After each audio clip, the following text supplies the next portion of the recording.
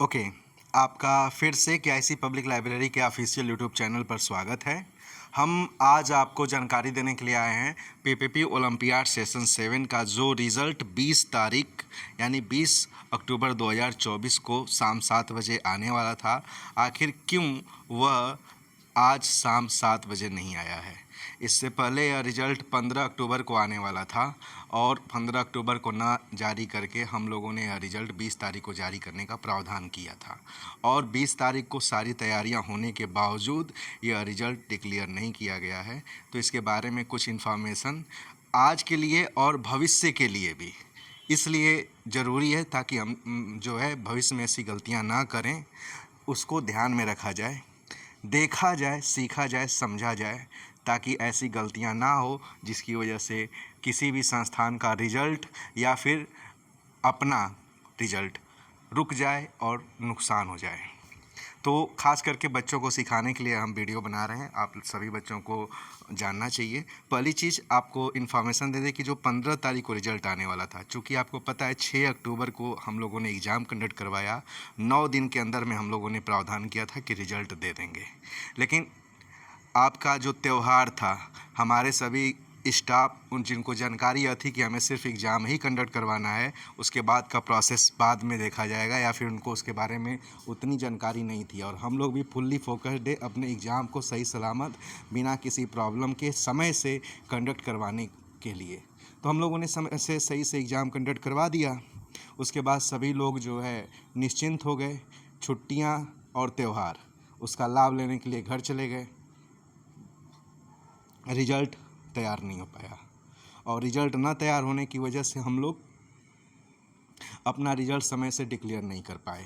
यानी कि सच पूछिए तो इसकी कोई प्लानिंग हम लोग नहीं कर पाए थे कि हम लोग किस प्रकार से रिज़ल्ट को डिक्लेयर करेंगे, बनाएंगे। और यदि प्लानिंग की भी गई थी उच्च स्तर पे तो यह अपने सभी कर्मचारियों तक सूचित नहीं कर पाए थे। सभी लोगों को यही लगा था कि हम लोग जल्द ही एग्ज़ाम कंडक्ट करवाएं, सही से कंडक्ट करवाएं, उसके बाद हमारा काम समाप्त। लेकिन उसके बाद का जो प्रोसेस था, हमारा आंसर की अपलोड करना, उस पर कंप्लेन लेना, टेंटेटिव आंसर की अपलोड करना, कंप्लेन लेना, फिर फाइनल आंसर की बनाना, तो ये जो 3 प्रोसेस था। उसके बाद कॉपी चेक करना। कॉपी चेक करने से पहले हर कॉपी को एनालाइज करना कि बच्चे गलत तो नहीं किए हैं, कोई ब्लैंक छोड़ दिए हैं, 2-2 गोला कर दिए हैं, उस पर जो है देखना। और भी बहुत सारे काम जो इंटरनली होते हैं वो सब जो है एक्टिविटीज़ होती है जिसमें स्टाफ लगते हैं और इसको करना। लोग इस पर ध्यान नहीं दिए और चूँकि छुट्टियां भी आ गई थी तो हम लोग भी उस पर बहुत ज़्यादा फोकस्ड नहीं हो पाए, बहुत ज़्यादा दबाव कर्मचारियों पर नहीं दे पाए, जिस कारण 15 तारीख को बढ़ा करके हम लोगों ने 20 तारीख डेट कर दिया। इसके बाद कापियाँ चेक होना शुरू हुआ। सब कुछ रेडी, सब कुछ सही।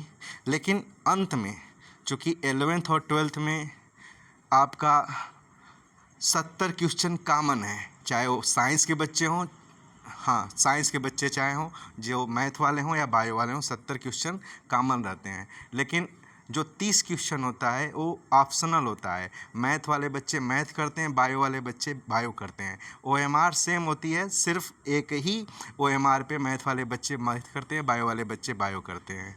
इसको हम लोग एक ऑप्शन दिए रहते हैं, वहाँ पे आपको अपना सब्जेक्ट लिखना रहता है, जिससे हम लोगों को पता चल जाता है कि आपने मैथ किया है या बायो किया है।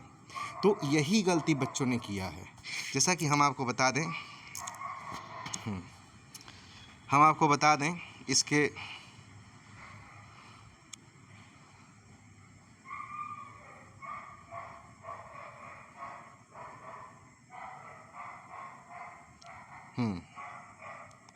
इसके बारे में हम आपको बता दें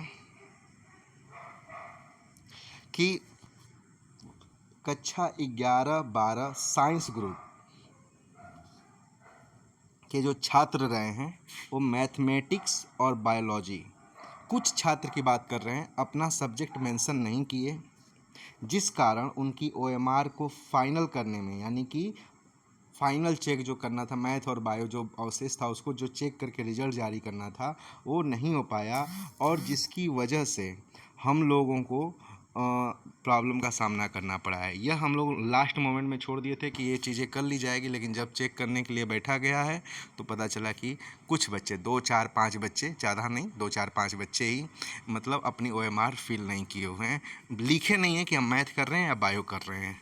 अब उसकी वजह से सभी रिजल्ट रोकना पड़ा, क्योंकि हम चाहते तो 17 को ही हमारा जो है क्लियर हो गया था प्राइमरी लेवल और जूनियर लेवल का रिजल्ट।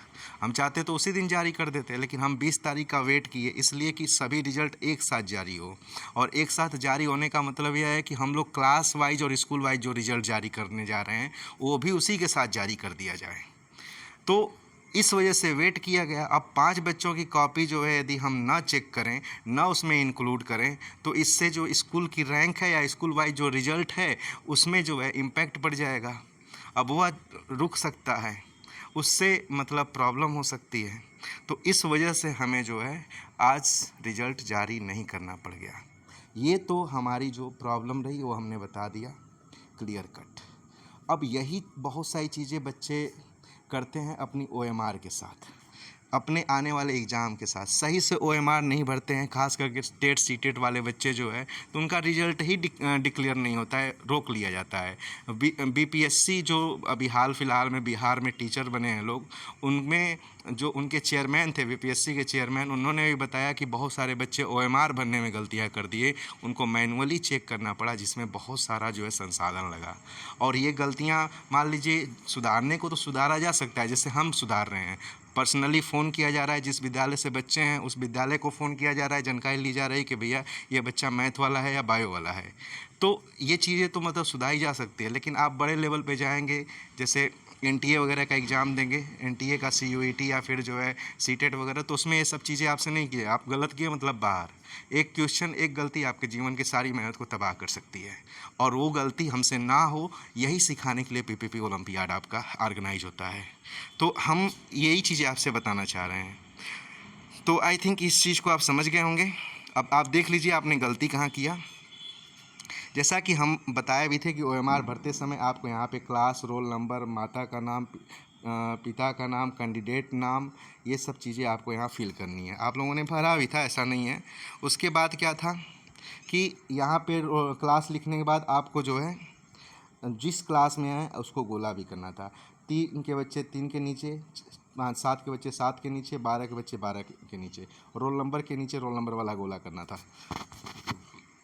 बच्चों को अपना स्कूल का नाम, जिस कोचिंग से हैं कोचिंग का नाम, जहाँ एग्ज़ाम दे रहे एग्ज़ाम सेंटर, अपना एड्रेस भरना था। यहाँ पर बच्चों को अपना डेट ऑफ बर्थ भरना था। ये लगभग सभी बच्चों ने सही किया है। इसके बाद आपको बताएं, जो बच्चे 11th-12th में, उनको यह चीज़ें भरनी थी और यहीं पे गलती हुई है। ठीक है, इसको बता दे रहे हैं। यहाँ room number, date of birth, ठीक है, यहाँ डेट ऑफ एग्ज़ाम था, यहाँ डेट ऑफ बर्थ, फिर यहाँ मोबाइल नंबर भरना था, ये डिटेल्स भरनी थी। अब यहाँ पे 11th-12th के लिए मेंशन किया गया था। हमने पहले ही बताया था कि ये चीज़ें सिर्फ 11th और 12th के बच्चों को भरना है। क्लियर? आई थिंक आपको हो गया होगा। अब इसमें क्या था कि क्लास, यदि 11th का बच्चा है तो 11th भरेगा, 12th का बच्चा है तो 12th भरेगा, इसलिए अलग किया गया है। फिर यहाँ पे भरना था स्ट्रीम, यानी कि आप साइंस स्ट्रीम के हैं तो साइंस स्ट्रीम भरेंगे, कॉमर्स से हैं तो कॉमर्स, ह्यूमनिटीज़ से हैं तो ह्यूमनिटीज़, ये भरना था आपको। फिर यहाँ पर आपको सब्जेक्ट भरना था, यानी कि आप मैथ कर रहे हैं तो मैथ भरना था, साइंस कर रहे हैं तो बायोलॉजी कर रहे हैं तो बायोलॉजी भरना था। और यहीं पर बच्चे गलती किए हैं। बच्चों ने क्या किया, ऊपर अपना 12th लिख दिया, यहाँ पर 12th लिख दिया, यहाँ पर 12th में गोला भी कर दिया, कोई दिक्कत नहीं है। लेकिन जो ये इन्फॉर्मेशन बच्चों को बननी थी, ये वाली, जिससे कि पता चले कि आप मैथ के हैं या बायो के हैं, आपने वो भरा ही नहीं। और जब आपने भरा ही नहीं, इस वजह से प्रॉब्लम हो गई। ये बात आप समझ गए होंगे आई थिंक। नीचे इसी तरह से कंप्यूटर और कंपटीशन के लिए दिया गया है जगह, जो हमने पहली बार जब OMR बताया था भरना कैसे है, तो सभी बच्चों को बताया हुआ है। आप इसी चैनल पर आप देख सकते हैं how to fill the OMR करके एक वीडियो होगी जिस पे सारी डिटेल्स बताई गई है। यहाँ शिफ्ट भरना था, यहाँ जेंडर भरना था। तो खैर ये सब चीज़ों पे नहीं बात करेंगे हम लोग, बस इसी की बात करेंगे। ओनली फॉर क्लास 11th और 12th, क्लास, स्ट्रीम और सब्जेक्ट ना क्लियर हो पाने की वजह से हमें आपके द्वारा प्रोवाइड किए गए नंबर पर संपर्क करना पड़ रहा है। यदि मोबाइल नंबर पे कॉल नहीं लग रही है तब आपके स्कूल पर संपर्क करना पड़ रहा है कि आप जो है हमें पता चल जाए कि आप कहाँ से कौन से सब्जेक्ट से हैं, मैथ के हैं या बायो के हैं। तो मैथ के रहेंगे तो मैथ वाला चेक किया जाएगा, बायो के रहेंगे तो बायो वाला चेक किया जाएगा। वैसे ये सरासर आपकी गलती है जिसकी वजह से OMR रिजेक्ट की जाती है। आपकी जॉब वगैरह की, जब आप वैकेंसी का फॉर्म वगैरह भरेंगे, एक छोटी सी गलती, आप अपना OMR में गोला नहीं भरे रहेंगे अपना डिटेल्स का सही से, आप छोड़ दिए रहेंगे कोई एक डिटेल्स, जैसे आप मेल फीमेल ही छोड़ दें, एग्ज़ाम शिफ्ट ही छोड़ दें, तो आपकी कॉपी नहीं चेक होगी और आप जो है रिजेक्ट हो जाएंगे, अच्छा परफॉर्मेंस करके भी बाहर हो जाएंगे। तो ये सारी चीज़ें होती हैं। खैर, आपको सीखना है या एग्ज़ाम ही सिखाने के लिए है, हम लोग सिखा रहे हैं आपको, आपकी ही गलतियां बता रहे हैं ताकि आप उसे फ्यूचर में सुधार कर सकें और अपना बेस्ट कर सकें। ठीक है, तो ये जो है मिस्टेक हुई है, इस मिस्टेक को जो है की वजह से रिज़ल्ट आज न जारी करके कल जारी होगा शाम को 7 बजे। आई थिंक समझ गए होंगे। ठीक है, तो इतनी इन्फॉर्मेशन आपको देनी थी।